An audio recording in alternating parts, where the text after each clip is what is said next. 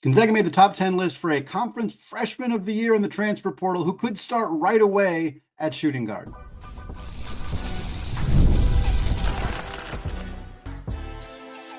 You are Locked On Zags, your daily podcast on the Gonzaga Bulldogs. Part of the Locked On Podcast Network, your team every day. What is going on, y'all? Welcome into the Locked On Zags podcast, part of the Locked On Podcast Network, your team every day. I'm your host and longtime Gonzaga podcaster, Andy Patton, here to bring you news and updates on all things Zag athletics. Well, Gonzaga continues to be in the market for a transfer portal guard. We're going to talk about another one today, as well as Dusty Stromer officially landing at Grand Canyon, what that means for Dusty, what it means for Gonzaga. We'll also close out the show talking about Drew Timme's massive success in his first couple of games in the NBA. We'll talk about the women's basketball team's final game against Minnesota, as well as a couple Lady Zags who are already in the transfer portal. We're starting the show talking about Izaiah Pasha. Izaiah Pasha is a 6'4" rising sophomore guard from Harrisburg, Pennsylvania, who spent his freshman season at Delaware in the Coastal American Athletic Conference. He listed his top 10 just a few days ago. I think it was on like March 29th, March 30th, including Gonzaga in that list. So I want to talk about him, who he is, his kind of potential fit at Gonzaga. Back in high school, he was not a highly regarded prospect. He committed to Iona initially, decommitted from Iona, had some offers from Temple and a few other places, ultimately committed to Delaware, the Blue Hens, and had a tremendous freshman season for Delaware this past year. He was, again, named the Rookie of the Year or Freshman of the Year. He was on their all-tournament team as well. Finished the year playing 34 games, starting 33 of them, and averaging just under 30 minutes per night. Averaged about 12 points per game, a little over 4 rebounds, 4 assists, and just under 1 steal per game. Very efficient two-point scorer, loves to get to the rim, loves to attack the basket, took about 7 two-point attempts per game, converted at 56% of the time for a 6'4" guard. That is great, albeit in a conference where there's not as much size and rim protection as you'll see in the WCC or any of the power conferences, which are where some of the other schools that are interested in Pasha. We'll get to that in a second. But the three-point shooting isn't really there yet, and I think that's going to be a concern for fans who are kind of looking at some of the targets Gonzaga's pursuing in the portal. He's only took 1.7 three-point attempts per game, so less than 2 attempts per game, and he shot 33%. So the percentage isn't great, and the volume isn't great. If you've been listening to the show throughout this transfer portal season the last couple of weeks, you know I've been focusing more on volume of attempts than on the actual percentage. In this case, neither are particularly great for Pasha, but he is a 77% free throw shooter, and he did get to the line over 3 times per game. So somebody who could put a lot of pressure on the rim in the way that Caleb Battle did for Gonzaga last year. He also had a monster run in the conference tournament for Delaware in 5 games. They won 4 games, made a run all the way to potentially the brink of making the NCAA tournament before losing to UNC Wilmington. But in that 5-game stretch, Pasha averaged 13.5 points, 6.5 boards, nearly 6 assists, had a steal per game. He had 21 points, 8 boards, and 7 assists in that loss to UNC Wilmington. He also had 12 points, 8 rebounds, and 7 assists in a win over William and Mary. Showed some triple-double type numbers. I think he had a game where he had 10 rebounds and 9 assists, but only 6 points as well. So got kind of close, flirted with a triple-double in 3 of the 5 games he played in the conference tournament. So you can see the upside in terms of the various skills that Pasha brings to the table offensively for Delaware and what he could bring for Gonzaga. But let's talk about the other schools that are interested here, because Pasha released his top 10 list, like I said, about a week ago in the transfer portal. So Gonzaga, obviously a notable name on this list, but we also have Penn State, Wake Forest, Charleston, Michigan, Louisville, Villanova, Virginia Tech, and Texas Tech. So with the exception of Charleston, all power conference schools here. So you got a nice mix of Big Ten schools in Michigan and Penn State, a lot of ACC schools. You got a Big East school in Villanova. You got a Big 12 school in Texas Tech. So a lot of variety here. He's already visited Penn State. So I would expect that they are probably in the lead here, looking for a new guard for that team. It's the hometown team. He grew up in Harrisburg, Pennsylvania, so getting a chance to play closer to home in the Big Ten is certainly going to be appealing for a guy like Pasha. Wake has a strong reputation with transfer guards, and they're obviously going to need to replace former Gonzaga guard Hunter Salas. in the transfer portal. So that could be a definitely a school to keep an eye on, as I think it would make a lot of sense for Pasha to go to Wake Forest. Also notable that Villanova is in Pennsylvania and a hometown team, and anybody who grew up in Pennsylvania, especially around Pasha's age, likely had a lot of exposure to Villanova and saw this team win national championships. Sure, Jay Wright's not the coach anymore, but they do have a new coach in Kevin Willard, who just led Maryland to the Sweet 16. So wouldn't be surprised to see Villanova make a strong push here. And then, of course, you can't ignore a Elite Eight team in Michigan, an incredibly talented Louisville team that did great stuff last year. Texas Tech went to the Elite Eight as well. So certainly a lot of schools that have a strong argument to land a player like Pasha, including Gonzaga, who, of course, is on this list for a good reason as well, because right now Gonzaga is kind of seemingly pursuing players in the transfer portal that could come in and start right away at the 2 position. The expectation for the upcoming season for Gonzaga is that Colgate transfer Braden Smith, who redshirted this entire year behind Ryan Nembhard and Nolan Hickman and Caleb Battle, is going to step into the starting point guard role. He was the Patriot League Player of the Year. He averaged about 5 assists per game. He's a good scorer. He's 6 foot. He perfectly fits as the Ryan Nembhard replacement at point guard for Gonzaga. And then you have Emmanuel Innocente and Jalen Warley. Innocente is expected to return and play a big role as a ball mover, as a defensive-focused 2-guard, 3-guard, kind of playing on that wing position for Gonzaga. And then Jalen Warley, 6'7" senior wing guard. He's a playmaker, but he's not much of a scorer, but he's a very, very good defender. And I think Warley's size kind of puts him more at the 3. So I think Warley's the projected starter at the 3, where Smith is the projected starter at the 1. And I think Innocente is probably coming off the bench in a valuable role next year. So Gonzaga is looking for that starting 2-guard that has more offensive focus. Smith, Innocente, and Warley all starting together is a very good defensive lineup, but you're limited offensively. So I think you need a bit more scoring punch in that position. And Gonzaga has been pursuing 2 guards who score a lot. And Pasha's not the highest level scorer out of the group necessarily. They were after Trayson Eaglestaff, who ended up committing to South Carolina, who averaged like 18 points a game last year at North Dakota State. They've been looking at some other guards, Bryce Lindsey, Rodney Rice from Maryland, Sam Lewis from Toledo, all guys who were higher level scorers than Pasha, but Pasha is younger than most of those guys, and I think that's a big appeal as a potential developmental option.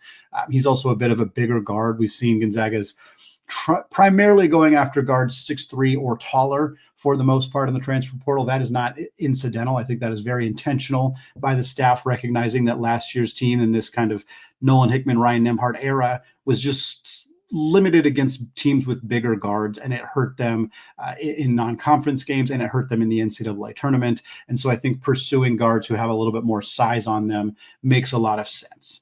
And I think with Pasha, the 3-point shooting's not necessarily there, but hey, maybe this is a Ryan Woolridge effect type situation where going from being a true freshman who is one of the best players on your team, where you're attracting a lot of attention from opposing defenders, often guys who are 22, 23 years old, to going to Gonzaga where, yes, I expect him, if he were at Gonzaga, he'd be a high-level scorer, but he's not going to be the number 1 option. That's going to be either EK or Huff, or EK and Huff potentially in the front court. So he's going to have a little bit more freedom to be the 2nd, 3rd, 4th option offensively. And we've seen players come to Gonzaga from mid-majors and shoot better from 3 than they did previously. Ryan Woolridge being the key example, a guy who shot 33% at North Texas and then shot 43% at Gonzaga. Perhaps there's a belief that Pasha could be that guy for Gonzaga as well. We'll keep an eye on Izaiah Pasha, one of the first first transfer targets we've seen who actually officially released a top list that included Gonzaga on it. So we'll see if that ends up resulting in him traveling across the country to Spokane or not. Speaking of players making commitments in the portal, Dusty Stromer, the first Gonzaga player to enter the portal. He's also the first Gonzaga player to land somewhere else in the transfer portal. He's committed to Bryce Drew and the Lopes of Grand Canyon. We're going to talk about what that means for Stromer, what it means for Gonzaga a little bit as well, coming up here in just a second. But first, folks, after an entire month of not sleeping a whole lot because of college basketball games and the NCAA tournament, 5 Hour Energy has my back. The extra sunshine with daylight savings times, it may mean more time for fun, but sometimes you just need a little boost to power through your day, or in this case, your month. And whether you're staying up late watching those games, whether you're squeezing in an extra round of golf after work, or you're just trying to keep up with your busy day, 5 Hour Energy gives you that quick, refreshing pick-me-up whenever you need it. Like I said, myself, my co-host Isaac Shade on Locked On College Basketball, we've been staying up very, very late, pretty much every single day this month, recording those Locked On College Basketball shows. And I tell you what, 5 Hour Energy is the jolt that I need each morning to get me going the next day. So whether I'm at the game, whether I'm recording late night, whether I'm in Dallas with the Amazon Bracket Breakdown Fire TV shows, 5 Hour Energy is easy to grab and keeps me feeling refreshed. So head to 5hourenergy.com to find over 15 different flavors to choose from, including watermelon, blue raspberry, and peach mango. You can even build your own 12-pack or 24-pack delivered right to your door. And if you need one now, grab a 5 Hour Energy shot at your local grocery or convenience store. They're literally everywhere. Stock up today and stay energized. All right, folks, segment 2, still Andy Patton, still Locked On Zags podcast. We talked in the first segment about a guard who could come in and potentially start at the 2 and be a valuable replacement in Gonzaga's guard rotation after losing Nolan Hickman and Ryan Nembhard and Caleb Battle to graduation and out of eligibility. The other player Gonzaga lost from the guard room, who they need to replace in some capacity on the roster, is Dusty Stromer. And we talk about Dusty Stromer because not only did he hit the transfer portal on the first day it was open, he has now already found his new home for the 2025-26 season, which will be his junior year. After he announced on Instagram Wednesday evening, he is committing to Grand Canyon. As I said, Stromer is entering his junior year, so he'll have this year and next year of remaining eligibility. Grand Canyon making the move to the Mountain West Conference as well. The date for when they're going to make the move to the Mountain West still seems to be up in the air from everything that I've read, but it is something to keep an eye on. Obviously, a much improved conference from a men's basketball perspective than the WAC. So for Stromer, he's joining a team that has made the NCAA tournament the last couple of years, that has had plenty of success under Coach Drew, and now potentially for 2 or at least one of his years at Grand Canyon, if he stays for his final year, will be in a stronger conference in the Mountain West. It wasn't a big surprise to see Stromer enter the transfer portal in the first place. We talked about it in an episode right after right after the portal opened and he made that decision. He was a player who played more as a freshman than he did as a sophomore, and more. Basically, his playing time steadily dropped throughout his college basketball career in Spokane. Typically, when you see that happen, you see a player who's going to start looking for other opportunities. And I think in this case, justifiably so. No ill will towards Dusty Stromer. I try not to have ill will for anybody who hits the transfer portal. I'm sure they all have their reasons. But in this case, it was not too difficult to see why Stromer might want to make a move and look for a new place to play. As a freshman, Stromer played 35 games, started 15 of them, played 23 and a half minutes per game. He began the year as a starter after Steel Venters suffered his first of 2 season-ending knee injuries 2 days before Gonzaga's season opener against Yale that year. So Stromer was thrust into the starting lineup, a role he wasn't really expecting to fill, although he did it admirably in those first 15 games, but ultimately then was replaced by Ben Gregg in the starting lineup, and actually his production improved coming off the bench, where he was in what I felt was a more comfortable role for him. All told, as a freshman, Stromer averaged just under 5 points, about 3 boards and an assist per game, shot about 36% from 3.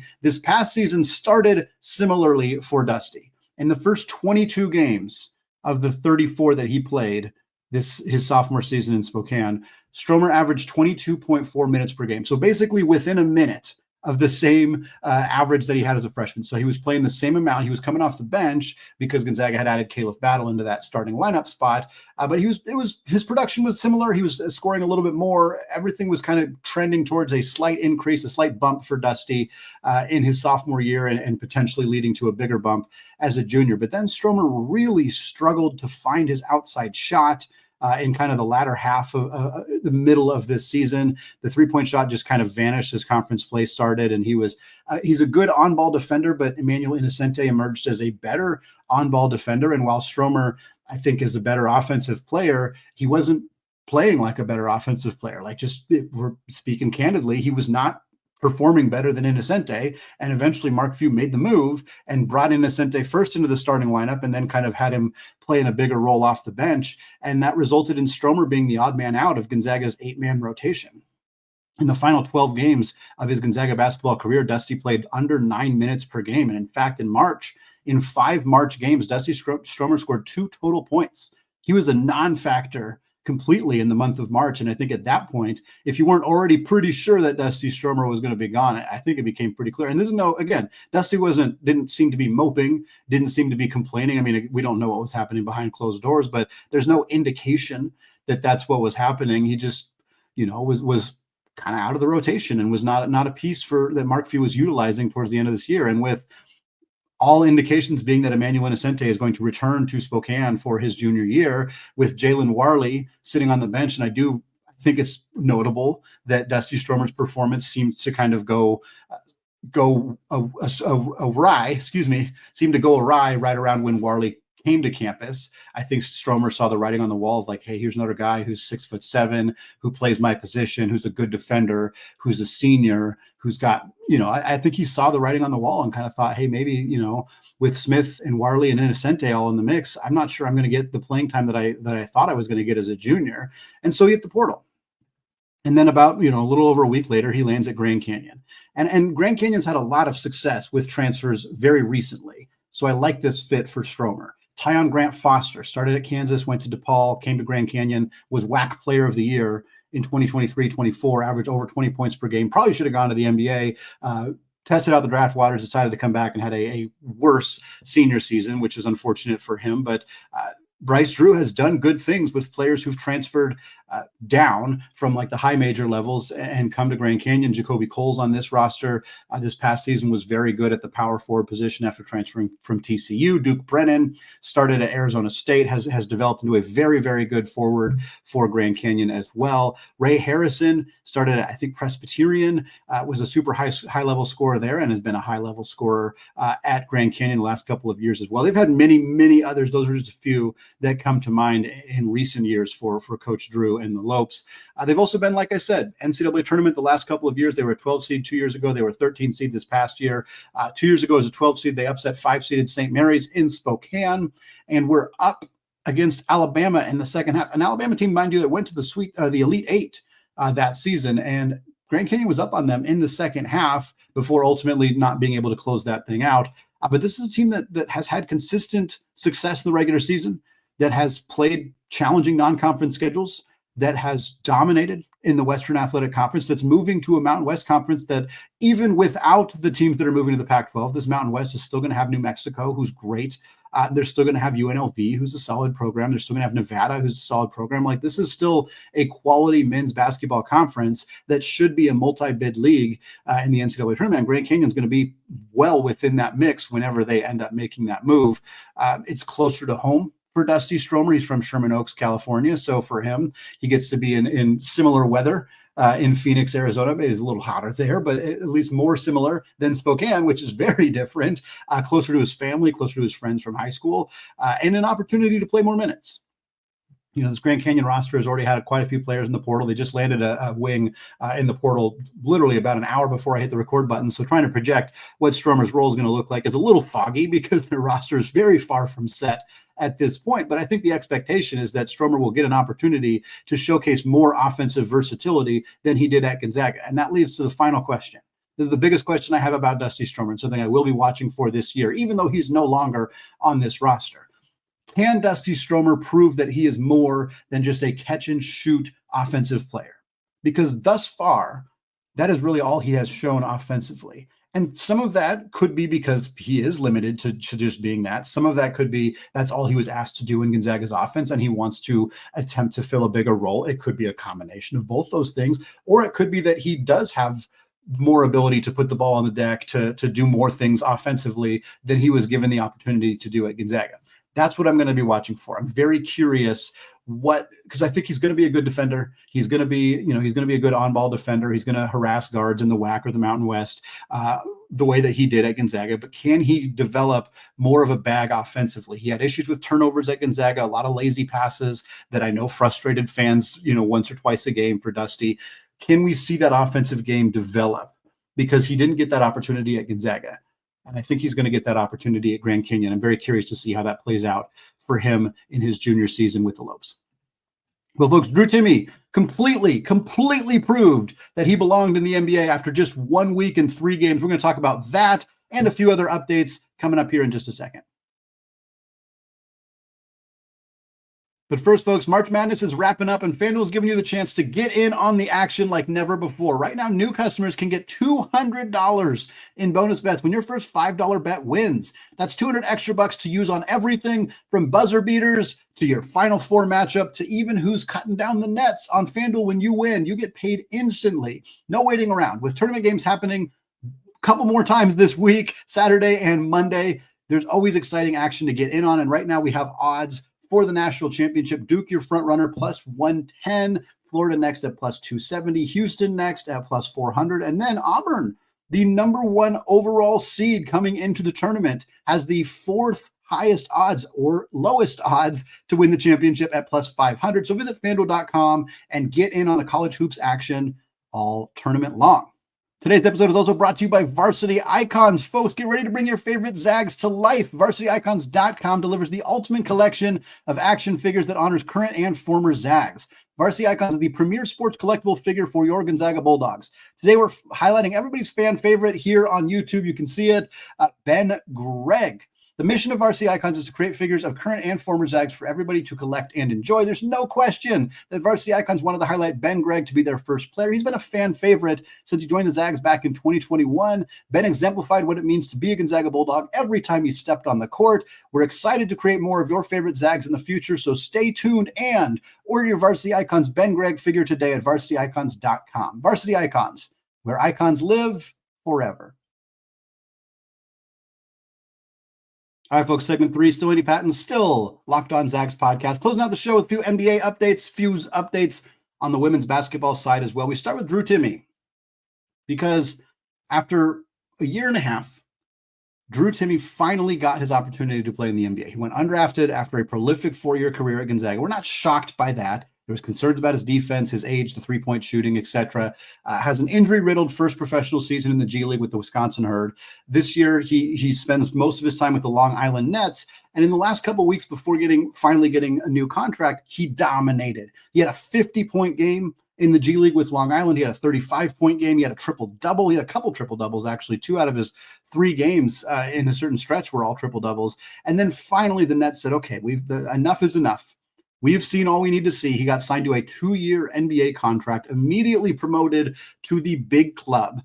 And in Drew Timme's first NBA game, he played 24 minutes. He logged 11 points, 10 rebounds, 1 assist, shot 4 of 6 from the field. That included going 1 of 3 from 3, meaning that he went a perfect 3 of 3 on his shots inside the arc. He became the 5th member of the Brooklyn Nets franchise to record a double-double in his first NBA game. 5 players in Nets history, a very, very long-standing NBA program, have had a player get a double-double in their first game. Drew Timme becomes the 5th on that list. Tremendous accomplishment for him.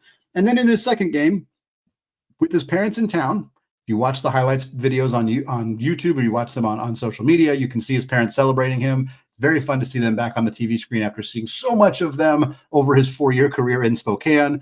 In that second game, Drew Timme had 19 points, 6 rebounds, 3 assists. He was 9 of 14 from the field. That included 0 of 3 from 3, meaning he was 9 of 11 on those 2-point shots. He played 29 minutes in this game. They just loved seeing him on TV. You could tell his family was so fun to watch. Drew swore in his post-game press conference and then held his hand over his mouth and apologized. And it felt like we were in a time capsule, folks, back to 2022, 2023, when Drew Timme was out crushing dudes, when his family was on TV cheering for him, when he was having to hold his mouth after games because he couldn't stop swearing. It was a beautiful moment to be back in that time, to be thrust back to the Drew Timme era, watching him succeed, watching him do what people thought was impossible. How's this chubby dude? How's this dude with facial hair that makes him look like he's from the 1980s? How's he out here killing dudes? How's he out here scoring effortlessly around the rim and then being a potty mouth after the game? It's just so fun to have it back. It's so fun to see Drew doing this. He's played 1 more game since then. His 3rd game, 9 points, 3 boards, and an assist. He also had his first block. He was 4 of 8 in that game, 1 of 3 from 3. All told, that means through 3 games, Drew Timme's averaging 13 points, 6.3 boards, 1.7 assists in about 25 minutes per game. He has shot 19 2-pointers and made 15 of them. That is 79%. He has shot 9 3-pointers, made just 2 of them, so 22% there, 3 of 4 from the free throw line.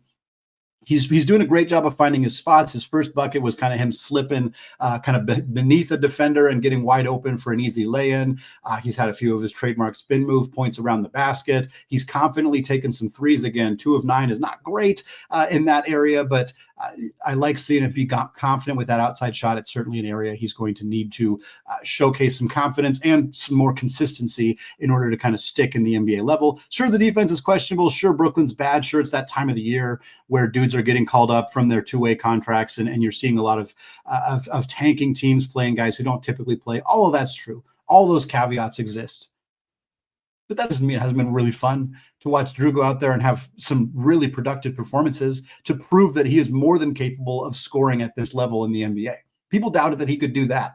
I never did. Many of you never did. He has proven that. He's also doing a decent job of getting rebounds. Again, 10 in his first game, 6 in his second game. Like the rebounding is there. Yes, the defense needs work, like we said, but this has been really, really fun to watch. I'm excited to see how Drew finishes his first official NBA season. Before we get to the Lady Zags side of things, I want to throw out Anton Watson as well. He's now appeared in 8 games, all with the New York Knicks. Again, he was drafted by the Boston Celtics, signed to a 2-way contract, waived from his 2-way contract about a month ago, claimed by New York. And now, because he had not spent very much time on the NBA roster, and since he's now on a 2-way contract with the Knicks, he has to spend most of his time, if not all of his remaining time, at the NBA level. That's just how those 2-way contracts work.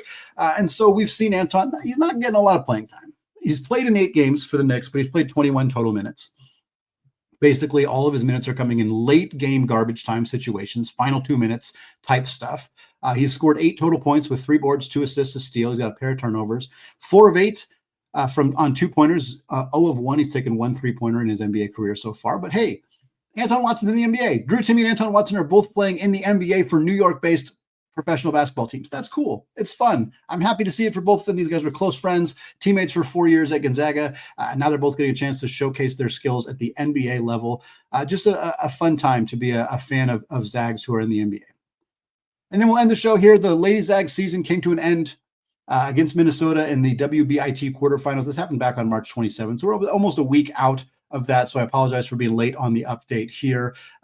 Yvonne Ejim in her final college basketball game for Gonzaga, 27 points, 15 rebounds, 3 assists, and a pair of blocks. She was 12 of 18 from the field, including going 1 of 2 from 3. She finished as Gonzaga's single-season all-time record holder in points scored, so not only the all-time program leader in points scored in a career and field goals made and rebounds on the women's side, she's now also the single season all-time points scorer as well. In this game, Allie Turner, who had a tremendous freshman season for the Zags, she went 4 of 9 from 3 for 12 points. I believe that means she finished her career with 101 3-pointers made. I think after their second to last game, she was at 97, which was a program record. Now she finishes with 101. And since this happened, the Zags have seen 2 players enter the transfer portal. Transfer portal updates on the women's side come from On3. Talia Goodman collects all of this data. Over 1,100 players in the portal on the women's side, 2 of them from Gonzaga, one of them being senior wing Bree Salenbien.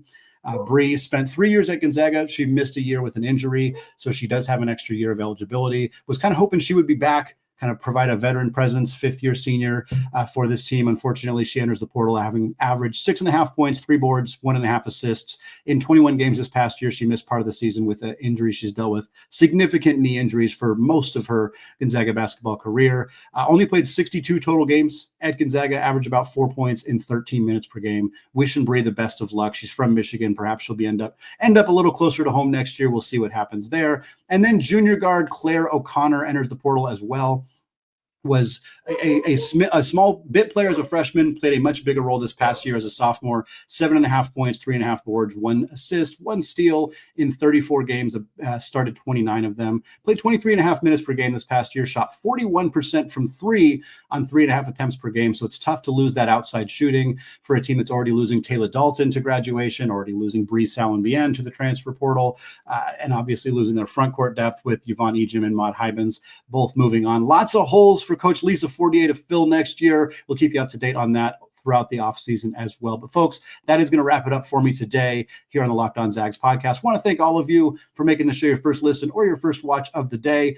Hang around one more show this week on Friday. We'll talk some transfer portal. We'll get going on those season in review episodes as well. And then, of course, we'll continue to keep you up to date on transfer portal. Zags got a ton of holes to fill this year, both on the men's and women's side. So plenty of portal talk coming your way. Thanks again, folks. Have a fantastic rest of your day. And as always, go Zags.